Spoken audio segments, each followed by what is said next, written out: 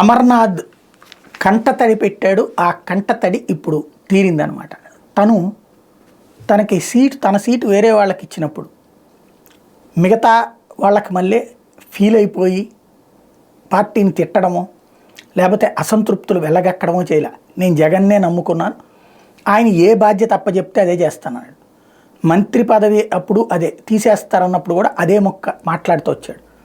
నిజమైన సిన్సియర్ నాయకుడు అమర్నాథ్ అన్నటువంటిది జగన్ గుర్తించుకొచ్చాడు. అందుకనే ఇప్పుడు గాజువాక సీటు, ఒకప్పుడు పవన్ కళ్యాణ్ పోటీ చేసి ఓడిపోయినటువంటి సీటు, కింద సిట్టింగ్ ఎమ్మెల్యే అక్కడ వైసీపీనే, ఇప్పుడు ఆ సీటు ఈయనకి ఇవ్వడం జరిగింది. గుడివాడ అమర్నాథ్కి ఇక్కడ కీలకమైనటువంటిది తనకి సంబంధించినంతవరకు ఆయన రాజకీయ జీవితం ఏంటి అని అంటే అనకాపల్లి ఎంపీ అన్నారు, ఆ తర్వాత రకరకాలైంది. ఫైనల్గా వచ్చేటప్పటికి గాజువాక ఇవ్వడం అన్నటువంటిది కీలకం.